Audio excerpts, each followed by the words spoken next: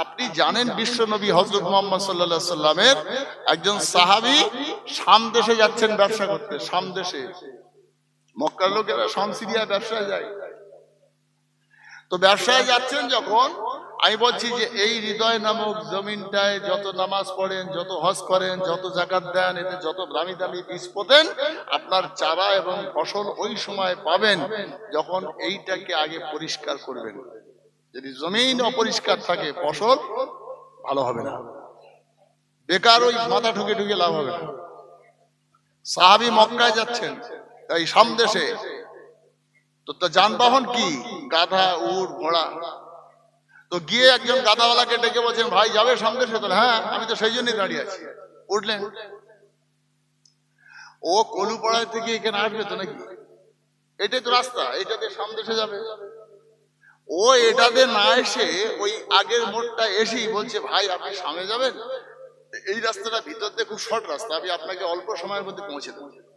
আমার সাহাবী খুব সরল মনে করছেন, অসুবিধে নেই, যদি অল্প সময় পৌঁছে যাই ভালো। আচ্ছা বলেন, শামটা হচ্ছে এখানে, আর ওতে মাথা থেকে লে যাচ্ছে পাদরা ভেদে মালিকপুরি ভেতর দিয়ে সেই ভেদে দাঁতপুরি।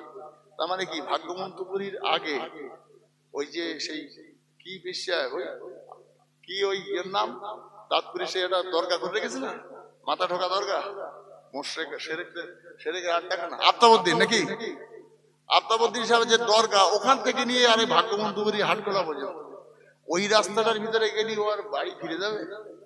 কথা বলেন না। ওই এখানে না এনে ওই তেমাথা থেকে লে যাচ্ছে ওইদিকে, সামদেশ ওইদিকে শর্ট রাস্তায় লে যাচ্ছে। যাওয়ার পরে ওই ফাঁকটায় বাঁশতলাটার ভিতরে গিয়ে একটা ড্রাই ঢুকিয়ে দিয়েছে। দেওয়ার পরে সাহাবী চমকে গেলেন, দেখছে ডান দিকে দুটো মাথা, বাম দিকে দুটো ধড়, এদিকে তিনটে পা, এদিকে দুটো হাত। ও তো দেখে শুনে সাহাবীর তো জিভ শুকিয়ে যাচ্ছে, বলে ভাই এখানে কেন? তো যা আছে বের কর। কি এই গাধা নিয়ে সাওয়ারিকে বয়ে নিয়ে যাবে এই ভাবনার ভেবে সাহাবী খুব ধোকায় পড়ে গেলেন। আসলে ও দস্যুদের সর্দার। তখন সাহাবী খুব হাউমাউ করছে, বলছেন শোন, এডেরায় যে ঢোকে সে আর বেরোয় না, যা আছে বার করে দে। দেওয়ার পরে বলছেন ছেড়ে দাও, তাহলে ছাড়লি তো তুই আমার এই আস্তানার খবর সারা দেশে বলে দিবি, সেই জন্য আমরা যাকে এখানে ঢোকাই তাকে আর বার করি। এ ডেরার খবর যেন মানুষ না জানতে পারে, সেই জন্য মৃত্যু তোর অনিবার্য, যেটা ফাইনাল। তখন সাহাবী কাঁদছে না, বলছেন তাহলে আমি একটু আল্লাহর সঙ্গে কথা বলি। তোর মতন কথা অনেকেই বলেছে, সব পড়ে আছে না, সবাই কথা বলেছে। কি এই যে লাশগুলো পড়ে আছে সবাই আল্লাহর সঙ্গে কথা বলেছে, তা তুই যদি পড়িস তো বললে আল্লাহর সঙ্গে। সাহাবী নিয়ত করছে আল্লাহু আকবার, ওরাও করেছে। আমি বলছি এই জমিন যদি ঘাসে ভরা হয় আল্লাহু আকবার বলে লাভ হবে না, সেটা বলছি নাকি। এসব কটা লোক যারা নামাজ পড়েছে 2 রাকাত, তোমাকেও 2 রাকাত নামাজ পড়ার সময় দিচ্ছি, লাও নামাজ পড়ে লাও, তারপরে রেডি হও। নামাজ পড়ছেন, ওমা আনা মিনাল মুশরিকিন ইন্নী ওয়াজহাতু বলে দাঁড়িয়ে গেলেন, আল্লাহ মুশরিকদের দলভুক্ত নেই। তারপরে সুবহান রাব্বিয়াল আযীম, তুমি সবথেকে বড়, তুমি মহান। সুবহান রাব্বিয়াল আলা না ঘোষণা দিচ্ছে না, বলছেন আল্লাহ তুমি সবথেকে বড়। খুব কায়দা করে আল্লাহর কাছে কান্নাকাটি করছেন। এমন সময় আসসালামু আলাইকুম রাহমাতুল্লাহ ডান দিকে যেমনি ফিরেছেন, আর ঝপ করে একটা যেন আওয়াজ হলো। আওয়াজ হওয়ার পরে দেখা যাচ্ছে সে দস্যু 2 টুকরো হয়ে পড়ে গেল। জোরে জোরে বলেন, আরেকটু জোরে বলেন। সাহাবী সালাম ফিরিয়ে দিয়ে লোকটাকে জিজ্ঞাসা করছে, চলে যাচ্ছ কেন, তুমি কে? তা তোমার হাল দেখে আল্লাহ সহ্য না করতে আমাকে পাঠিয়েছে, তাই আমি এসেও সাইজ করে দিলাম। জোরে বলতে পারেননি? আল্লাহ ওয়াদা করেছিলেন না, কি বলেছিলেন?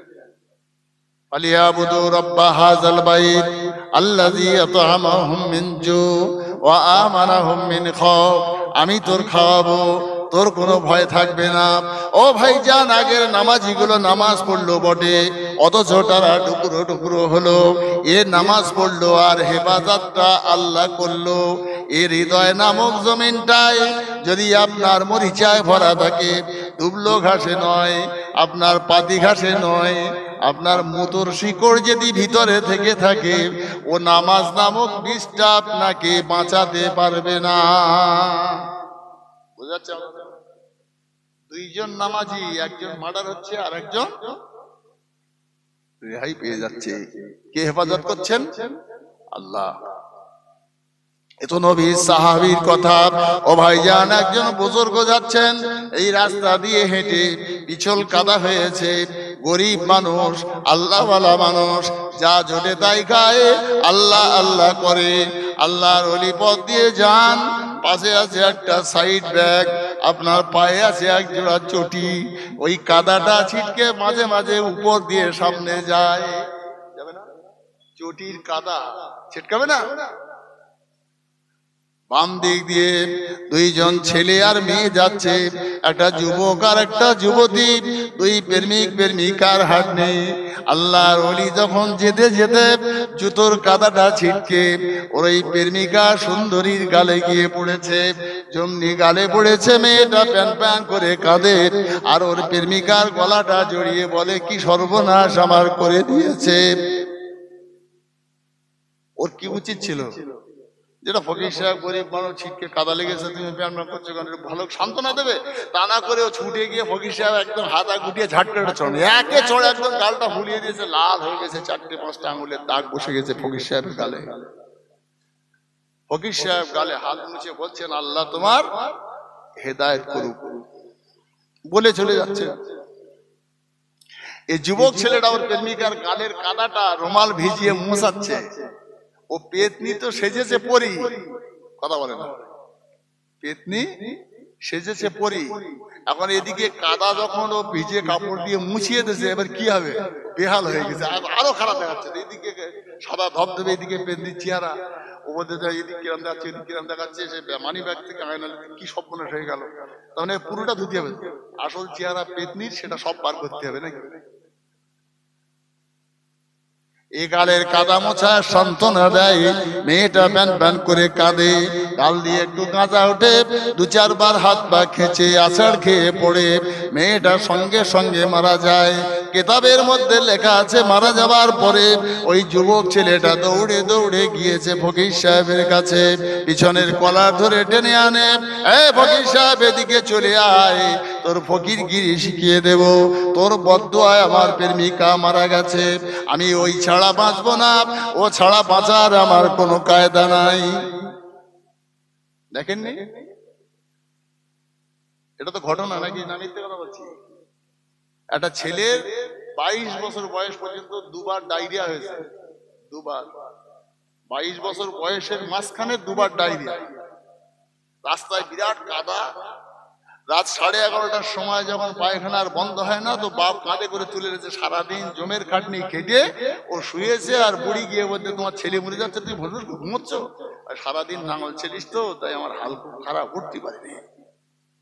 তারপরেও সেই অবস্থায় বাপ ঠেলে উঠলো।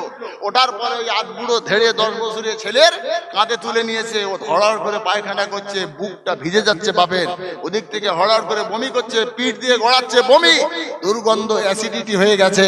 ওই ছেলেটাকে কাঁধে করে নিয়ে যাচ্ছে, আর ওর মা আষাঢ় খেতে খেতে যাচ্ছে, আছে না? কাদা ঠেলে ঠেলে মা আষাঢ় খেতে খেতে গিয়ে মান্যত করছে। তার ক্ষমতা কতটা সেটা বড় কথা না, সে আসলে একটা প্রবাদ বাক্য। একটা মুরগির জন্য খাসি মান্যত করে বসে, একটা গল্প আছে না? মুরগি লিখেছে শেয়ালে, কি খুঁজে পায় না, বলে আল্লাহ মুরগিটা পেলে আমি যে 1 জুম্মার লোক খেতে দেবো। মুরগির দাম কত, জুম্মার লোক কত হতো বোঝেন নাকি? মা মান্যত করছে, আল্লাহ আমার বেটাটা যদি বেঁচে যায়, বিশ্ব শুক্র রোজা করবো, 7 গ্রামে ভিক্ষা করব। ও আল্লাহ, গাজী বাবা থানে মোরগ মান্যত করলো, তার ইমান চলে গেল, একদিকে ইমান গেছে, আর একদিকে রোজা করবে, আর একদিকে 7 গ্রামে ভিক্ষা করবে। যে বেটাটার জন্য ওই বেটাকে নিয়ে ডাক্তারখানায় গেল, রাত তখন 11:30-12টা। ডাক্তার কাওরা মুচি বাগ দিয়ে দেখা দেখি নয়, মা পাটা জড়িয়ে ধরে বলছে, ডাক্তার বাবু আমার বেটাকে তাড়াতাড়ি সেলাইন দাও, এ বেটা আমার আর বাঁচবে না। ও ভাইজান, যে কাওরা বাগদি মুচি দেখলো না, তোমার জন্য তোমার মা কাওরা বাগদির পা জড়িয়ে ধরলো, এই মান্যত আর হাজত করে ইমান নষ্ট করলো। যে বাপ বমি আর পায়খানায় ভিজে ভিজে নিয়ে গেল, ওই মা বাপ ছাড়া ও ছেলেটা বলছে, ও ছাড়া আমি বাঁচবো না। এতক্ষণ ধরে কি করলেন বুঝতে পারেননি কথাটা? বাপ আর মা যেখান যায় যাক, বা তুই আর মই দুজন দরকার হেলানি ধারে থাকবো নাকি? উনি পেতনির প্রেমে পড়েছো, তোমার সে বাপের কথা ভুলে গেলে? মার কথাটা ভুলেই গেলে তুমি উইলিয়ে বলতে সেই ভাড়া বাড়ি থাকবো, যা থাক, ওখানেও ভাড়া বাড়ি দিয়ে দেবে সেখানে।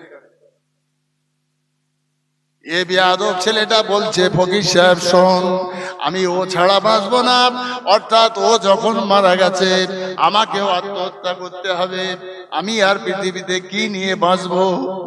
কে? ওই যুবক ছেলেটা প্রেমিক বলছে আমিও আত্মহত্যা করব, তাই আমি মরে যাব, আমার প্রেমিকা তোর বদদুয়ায় মরে গেল, আর তুই বেঁচে থাকবি, এটা হবে না, তোরে মেরে ফেলে দে, তারপর আমি মরব। আর তা না হলে তুই যেমন বদদুয়া করে মেরেছিস তেমন বদদুয়া করে দোয়া করে আমার প্রেমিককে বাঁচিয়ে দে। হুজুর গালে হাত ঘষে বলছেন বেটা, বদদুয়া আমি করি নাই, তুমি আমাকে মারলে যখন, আমি তখন বলেছি আল্লাহ তোমাকে হেদায়েত করুক, নাকি? আমি তো হেদায়েতের কথা বলেছি, তো বদদুয়া করি, এমনি মরে গেল। ভালো মানুষ সাচ্ছ, ধমকাচ্ছেন। হুজুর বলছেন ওরে বাবা শুনে নে, তুই ওর ভালোবাসিস, তাই ওর মহব্বতে পড়ে তুই আমাকে চড় মেরেছিস। আমি হয়তো মরে যাই নাই, বেঁচে আছি, কিন্তু আমি তো একজনকে ভালোবাসি, তাই তুই যখন আমার গালে চড় মারলি, আমার সেই প্রেমিক, আমার সেই ভালোবাসা তোর প্রেমিকার গালে একটা চড় মেরেছে, ও যদি বেঁচে না থেকে মরে যায় তো আমি কি করব বল? তবে যাই তাড়াতাড়ি তাড়ি তোর প্রেমিকের নাম বল, তাড়ি ধরে আনি, হাতা ঘোড়া ও ধরে আনবে। তারে কে? ধরে আনতে হবে না, নাহানু আকরাবু ইলাইহি মিন হাবলিল ওয়ারিদ, আমি যাকে ভালোবাসি আমার পশমে আঘাত করার জন্য তার কষ্ট হয়েছে, তাই সে মেরেছে, সে তোর ঘাড়ের শিরার নিকটেই আছে, যা তার কাছে বুঝে নে। জোরে বলতে পারেননি? আরেকটু জোরে বলেন দরুদ শরীফ। আল্লাহুম্মা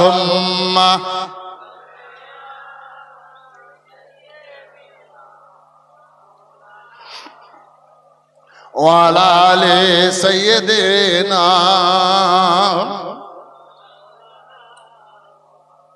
অনেকক্ষণ আমি বিক্ষিপ্ত কথা বলেছি, আপনাকে দুটো একটা কথাই মেরাজ প্রসঙ্গে বলি। আপনার আমার নবী যেদিনে বোরাকে করে মেরাজে গিয়েছিলেন, এসব কাহিনী আপনাদের শোনা, দীর্ঘদিন তো মেরাজ হচ্ছে, আর আজকে রাতটা যেহেতু মেরাজের, তাই সেই প্রসঙ্গে দুটো চারটে কথা বলি, ইনশাল্লাহ দোয়া। তো রাসূল করিম সাল্লাল্লাহু আলাইহি সাল্লাম মেরাজে যাবেন, হুজুরকে দাওয়াত করলেন আল্লাহ, তো দাওয়াতটা কবুল করেছেন, সে অনেক লম্বা ইতিহাস। তো বিশ্ব নবী মেরাজে যাওয়ার সময় বোরাকে উঠতে যাচ্ছেন, তো বোরাক তো সে নড়াচড়া করছে, তো নড়াচড়া করলে ওঠা যায়? একটা স্থির থাকবে, তারপর তো উঠবে। এখন আমি যদি গাড়িটা একবার সামনে একবার পিছনে করি, তাহলে আপনি উঠতে পারবেন? গাড়িটা দাঁড় করাতে হবে, তারপর তো প্যাসেঞ্জার উঠবে। রানিং গাড়িতে তো মুখ ছড়ে পড়ে মরে যাবে সে। তো সে বোরাক সেই একবার এদিক একবার ওদিক করছে, রসুল তো উঠতে পারেন না, তো যাই স্থির হ, তুই আমার লেজাবি, তুই এরকম করতেছিস কেন? আমার তো নিতে আসছিস, তুই আমাদের না উঠতে নড়াচড়া করছিস কেন? তো বোরাক বলছে ইয়া রাসূলুল্লাহ, ইয়া হাবিবাল্লাহ, আজকে তো আপনাকে আমি নিয়ে যাবো বলে এসেছি, কিন্তু আপনার কাছে আমি একটা আবদার করছি নতুন করে, এটা আমার ব্যক্তিগত ইচ্ছা, খায়েশ, সেটা পূরণ করলে আমি খুব খুশি হব। তো বলছে কি? তো হচ্ছে আজকে যেমন আমার পিঠে সওয়ার হয়ে আপনি আল্লাহর দরবারে যাচ্ছেন, তো বেহেশতে যেদিন যাবেন সেই দিনে যেন আমার উপরই সওয়ার হয়ে যায়, এটা একটু কথা দেন। হুজুর বলছেন যা, তোর সঙ্গে আমি কথাই দিলাম, তোর উপরেই সওয়ার হয়ে আমি বেহেশতে যাব। আর একটু জোরে বলেন। বোরাকে গেলেন, আল্লাহ দরবারে হাজির হলেন, সালাম কালাম বিনিময় হলো, তারপরে নামাজ দিলেন, হুজুর চলে আসলেন। বিশ্বনবী হযরত মুহাম্মদ সাল্লাল্লাহু আলাইহি সাল্লাম মিরাজে যেদিন গিয়েছিলেন, তখন দেখছেন যে বেহেশতের মধ্যে বেলাল ঘুরছে, নাকি? বেলালের কড়মের আওয়াজ হুজুরের কানে আসছে। আচ্ছা, বেলাল খুব সুন্দর চেহারা ছিল, বলেন? কথা বলেন। যারা হজ পাকে গিয়েছিলেন তাদের জিজ্ঞেস করে দেখবেন, আফ্রিকার লোক হজে এসেছিল সব, সেটা গাল ফাটা, ঠোঁট ফাটা, ঠোঁট ঝোলা, দেখলেই আপনার মনে হবে যে কি বেলাল তো সেই দেশের লোক, নাকি? তো হযরত বেলাল সৈয়দ ছিলেন, কথা বলেন, শেখ, কোরেশ বংশের লোক, গরম দেখাচ্ছে। সৈয়দ শেখ কোরেশ ফোরেশ খাটবে না, খাটবে? খাটবে বলেন না, কথা বলেন, খাটবে? হযরত বেলালের কোন জাতপাত আছে? বেলাল তো হাবশি দেশে একটা চাকর, গোলাম, পরের বাড়ি বিক্রি হওয়া দাস। করলে তো খুব কষ্টকর ব্যাপার।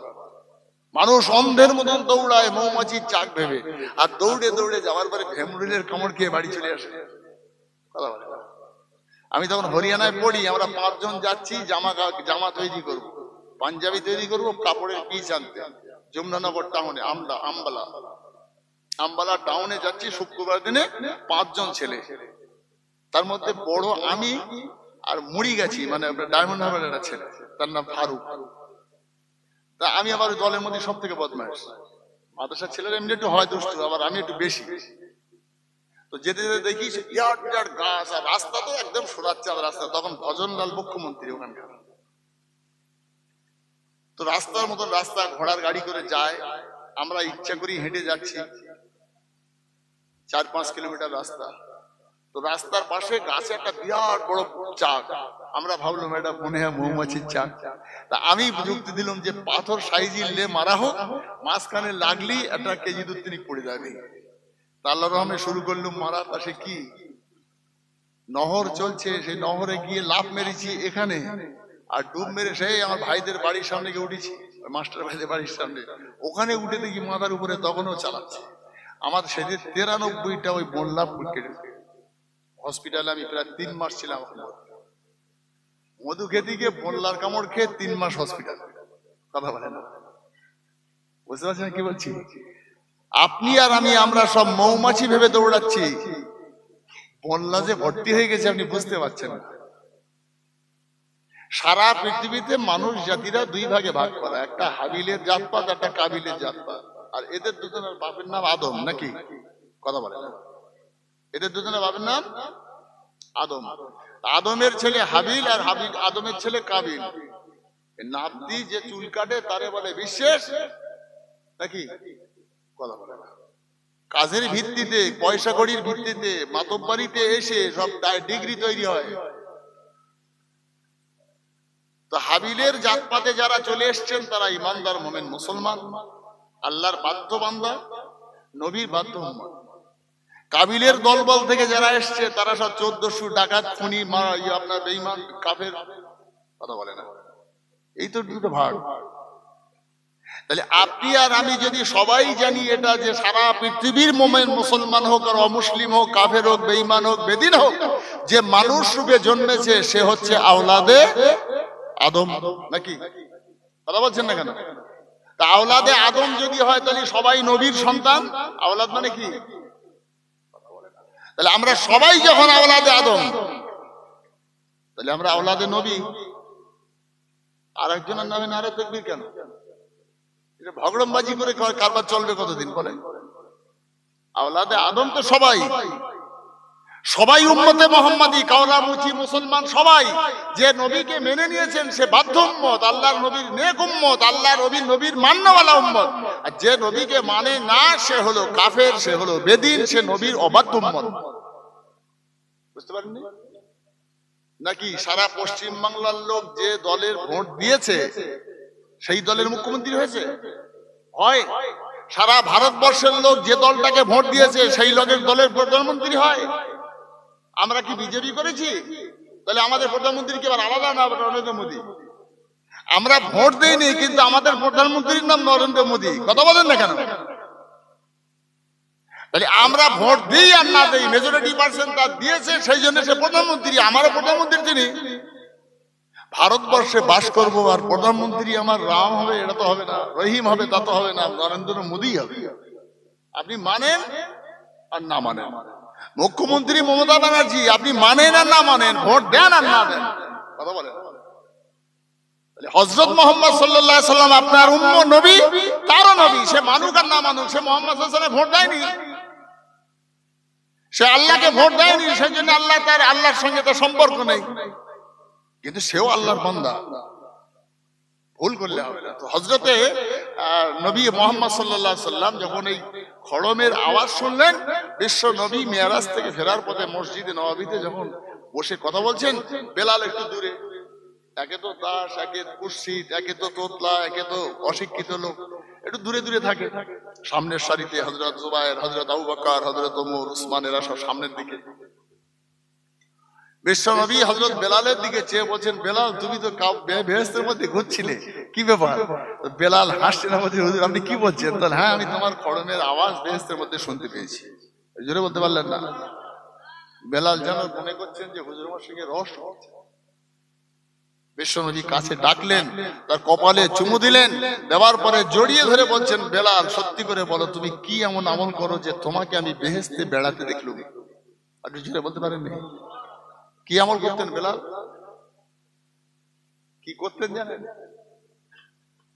হযরত বেলাল বলেন, ইয়া রাসূলুল্লাহ, ইয়া হাবিবাল্লাহ, আপনার উম্মতেরা, আপনার সাহাবীরা আবু বকর, ওমর, উসমান, জুবায়ের, তালহা এরা যে আমল করে আমিও সেই আমল করি। ইয়া রাসূলুল্লাহ, ইয়া হাবিবাল্লাহ, হুজুর আপনি যেদিনে পড়েছিলেন তাইহাতুল ওযুর নামাজটা, ওযু করার পরে যদি কেউ পানি শুকানোর আগে পড়ে তার এই নেকি হয়, এই ফাজাইল, ওই ফাজাইল বললেন। আর সর্ব সময় ওযু অবস্থায় থাকলে তার একটা ফজিলত আপনি বর্ণনা করলেন। ইয়া রাসূলুল্লাহ, ইয়া হাবিবাল্লাহ, হুজুর আপনার ওই সাহাবীরা এটা নফল ইবাদত বলে কখনো ছেড়ে দেয়, কখনো পড়ে, কখনো পড়ে না। কিন্তু আমি বেলাল সেদিন থেকে আর কোনোদিনই যদি আমি ওযু করি তো 2 রাকাত তাহিয়াতুল ওযুর নামাজ পড়ি, এই আমলটা আমি কোনোদিন ছাড়ি নাই। বিশ্বনবী বললেন, বেলাল তুমি যখন ওযু করে তোমার নামাজের পাটিতে চলে যাও, সে বাড়িতে হতে পারে, মসজিদে হতে পারে, ওই নামাজের পাটি আর ওযুখানা থেকে ওই চলার পথের আওয়াজটা আমি বেহেশতে তোমার শুনতে পেয়েছি। তাহিয়াতুল ওযুর নামাজটা জুম্মার দিনে পড়তে হয়, বলেন? কথা বলে না। শুক্রবারে পড়তে হয় মসজিদে গিয়ে। লোক যেন বুঝতে পারে যে আজকে একটা কাজ হচ্ছে। দখলুল মসজিদের নামাজ জুম্মার দিনে পড়তে না? আশ্চর্য ব্যাপার। দখলুল মসজিদ, তাহিয়াতুল ওযু এই নামাজগুলো জুম্মার দিন ছাড়া আমরা পড়িনি, বলেন? এখন বেলালের মতন তাহলে বেহেশত থেকে আপনি বেড়াবেন কি করে? ও ভাইজান আমার, হযরত বেলালকে লক্ষ্য করে হুজুর বললেন, বেলাল আমি রাসূলুল্লাহর জন্য আল্লাহ কুল কায়নাত তৈরি করেছে। ও বেলাল, জাহান্নাম জান্নাত বেহেশত আরশ কুরসি যাই হোক না কেন তুমি জেনে রেখো, আউয়ালু মা খালাকাল্লাহু নূরি, এই কথাটার উপরে ভিত্তি করে বাবা আদম সেই দিনে বলেছিলেন, আল্লাহ এই যে নামটা লেখা আছে নামটা কার? আপনার আমার নবীর নামটা দেখে হযরত আদম চমকে গিয়েছিলেন। আমার আপনার নবীর কথা বলে আদমকে বলা হলো, আদম তোমার এই ঘরে একটা সন্তান জন্মাবে, সেই সন্তানকে আমি আখেরি নবী করে পাঠাবো। ওরে বাবা আদম, এই তার নাম হবে মুহাম্মাদুর রাসূলুল্লাহ। এই আদম তোমার এই ঘরের সন্তান, এই আমার নামের সঙ্গে সর্বশ্রেষ্ঠ নবীর নামটা জোড়া আছে। ভাইজান আমার বিশ্ব নবী সাল্লাল্লাহু আলাইহি সাল্লাম বলছেন, বাবা বেলাল বেহেশতে যাওয়ার আগে সারা পৃথিবীর মানুষের একটা কথাই যে নবী মুহাম্মাদুর রাসূলুল্লাহ সুপারিশই করবেন, মুহাম্মাদুর রাসূলুল্লাহ বেহেশতে দরজা খুলবেন। হযরত মুহাম্মদ সর্বশ্রেষ্ঠ নবী আর তিনিই বেহেশতে সবার আগে যাবেন। তারপরেও বেলাল তুমি শুনে রেখে দাও, আমি নবী মুহাম্মাদুর রাসূলুল্লাহর আগে তুমি বেহেশতে যাবে। আরেকটু জোরে বলেন। বেলালের পরে নবী বেহেশতে ঢুকবে, এটা হয়? কি করে হবে সম্ভব? বিশ্বনবী বললেন, বেলাল যে সাওয়ারিতে আমি সওয়ার হব ওই সাওয়ারির লাগামটা তোমার হাতে থাকবে। অর্থাৎ বেলাল আমি উটের পিঠে বা ওই আপনার বোরাকের পিঠে, বোরাকের লাগামটা ধরে তুমি আগে আগে হাঁটবে। তাই বেহেশতের দরজার উপরে যখন আমি পৌঁছাবো তার আগে তুমি বেহেশতের মধ্যে চলে যাবে। আরেকটু জোরে বলেন না। কথা বুঝতে হয়, তারপরে আমল করতে হয়, বিতর্কে যেতে হয়। আর এই বিতর্কের জায়গায় যখন যাবেন ইমানের ঘাটতি। ভালোবাসার অনেক দিক আছে, আছে না? হযরত হামজার ভালোবাসা, হযরত আবু বকরের ভালোবাসা, ওমরের ভালোবাসা, আপনার আমার ভালোবাসা সব এক হবে? আকাশ পাতালের তফাৎ। একজন নামাজি লোক নামাজকে এত ভালোবাসলো, আল্লাহর ফেরেশতা এসে তাকে বাঁচাচ্ছে, আর 5 জন 10 জন নামাজি সেখানে টুকরো টুকরো হয়ে পড়ে আছে নাকি? এটাও ভালোবাসা, ওটাও ভালোবাসা, এটাও নামাজ, ওটাও নামাজ। একজন মহিলাটা কাহিনী বলি ছোট্ট করে, দরুদ শরীফ পড়েন, আল্লাহুম্মা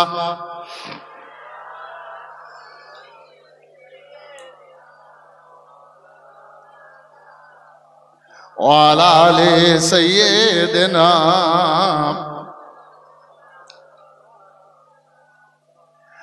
এখন কেউ যদি নামাজ পড়ার সময় 7 বার সুবহান রাব্বিয়াল আযীম বলে, সুবহান রাব্বিয়াল আলা বলে, কেউ যদি 3 বার বলে, কেউ যদি 5 বার বলে, আর নামাজ সকলেরই হবে তো নাকি?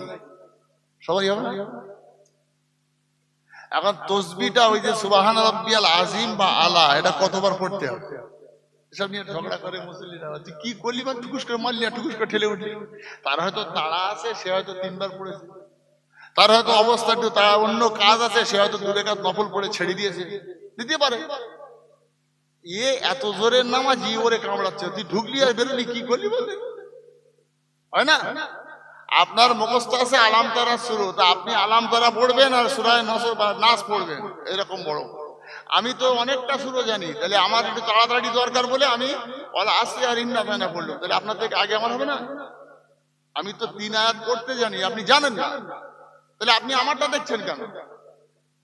আমি রাতের অন্ধকারে তাহাজ্জুদ নামাজ পড়ে আল্লাহর কাছে কাঁদি, আপনি তো রাত্রেবেলা ঘুমিয়ে আর উঠতে পারেন না, যেহেতু সারাদিন পরিশ্রম করেন।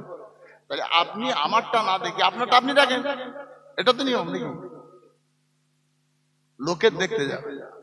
সুবহান রাব্বিয়াল আযীম, সুবহান রাব্বিয়াল আলা, এটা কতবার পড়তে হবে? ফরজ কতবার, ওয়াজিব কতবার? নসলা জানা নেই। জানা যখন নেই, তাহলে আপনি ঝগড়া করার জায়গা নেই। আগে জানতে হবে তো যে কতবার না পড়লে নামাজ হবে না। একটা ইমাম সাহেব, সে যদি মুসল্লিদের মুখের দিকে চেয়ে নামাজে আত্তাহিয়াত পড়ার পরে ফের দরুদ শরীফ পড়ে ফেললো, আল্লাহুম্মা সাল্লি আলা মুহাম্মাদ ওয়া আলা আলি মুহাম্মাদ বলে ফেললো, তারপরে সে জানে যে আমি গন্ডল করে ফেলেছি, সে জানে। আপনি তো জানেন না, আপনি তো পিছনে আছেন। ইমাম সাহেব যদি আপনাদের কাছে ভালো মানুষ হওয়ার জন্য সেজদা না করে, তারও নামাজ হয়নি, আর সমস্ত নামাজের দায়টা ইমাম সাহেবের ঘাড়ে পড়বে। কথা বুঝতে পারেননি? তাহলে ইবাদত হবে আল্লাহর ভয়ের জন্য, ভালোবাসা হবে আল্লাহর জন্য, নবীর জন্য। কে ভালো বললো আর কে বললো না, ওদিকে দেখা তো দরকার নেই। সুবহান রাব্বিয়াল আযীম, সুবহান রাব্বিয়াল আলা, এটা একবার পড়া ওয়াজিব আর 3 বার পড়া মুস্তাহাব। যদি কেউ একবার পড়ে সালাম ফিরিয়ে মানে আপনার নামাজটা পড়ে, তার নামাজ হয়ে যাবে, এতে কোনো সমস্যা নেই। কেউ যদি ভুল বশত 2 রাকাত নামাজে 2 রাকাত নামাজ আলহামদুলিল্লাহ সূরার পরে কুল আউযু বিরাব্বিন নাস পড়েছে, প্রথম রাকাত পড়ার পরে এজ্জা মানে কি, তারপরে তো লাইন নেই, তাই ফের দ্বিতীয় রাকাতে ফের যদি সূরা নাসটাই পড়ে, নামাজ তার হয়ে যাবে, অসুবিধা হবে না। মশলাটা খুব ভালো করে শুনে রেখে দেয়, এক সূরা দিয়ে 2 রাকাত নামাজ হয়ে যাবে আপনার, যেহেতু আপনি বেখেয়ালেই এই কাজটা করে ফেলেছেন। মশলা জানেন না, কেন ঝগড়া করতে যাচ্ছেন? সেই জন্য শরিয়াতটাকে আপনি যদি মনে করেন যে আপনার লক্ষ্মীগুলির ভিতর সীমাবদ্ধ, এটা ভুল ভাবনা। আপনাকে ভাবতে হবে শরিয়াত একটা বিরাট বড় বিষয় নাকি। 1 থেকে 1,500 কিতাব পড়ার পরে কোরআন শরীফ আর হাদিস শরীফটা মূল আপনার হাতে তুলে দেওয়া হয়। তার মানে আগে কোরআন আর হাদিস বোঝার জন্য তার আগে আরো 500,000 কিতাব পড়েছে। কথা বলে, সেই জন্য আপনার যে জ্ঞান, আপনি রাজমিস্ত্রি ইট কেটে ইট জুড়তে জানেন, আপনি সেটা করেন। আপনি সুতোর মিস্ত্রি, আপনি কাঠ কেটে জুড়তে পারেন, আপনি সেটা করেন। আপনি ফতোয়া ফরজে যাবেন কেন? ও কাজটা যাদের তাদের করতে দেন, মরে তো তারাই মরুক, জাহান্নামে তো তারা যান, আপনি কেন ফালতু জাহান্নামের বোঝাটা কাটে নিচ্ছেন? বুঝতে পারেন কথা? আমার বাপ আমার কাছে অন্যায় করছে, আমি দেখতে পাচ্ছি, আমার প্রতি জুলুম করছে, আমার মা করছে, তাদের কাজটা তাদের করতে দেন। আপনি নতুন করে মা বাপের উপরে ক্ষুব্ধ হয়ে বিচার চাইতে গিয়ে অশ্লীল ভাষা বলে পাপ করতে যাবেন না। মা বাপ আপনার সঙ্গে জুলুম করছে, তার বিচারটা আল্লাহ করবেন, আপনি সদ্ভাব রেখে যান, আপনারটা পরিষ্কার থাক। কথা বুঝতে পারেননি? অনেক আছে তো বাপ মা নেই। একটা ছেলের বেলা নুকের বেলা বাঁ হাতে টুপি জিবি দিচ্ছে, তার 5 টাকা দিকে খাবার খেয়ে আর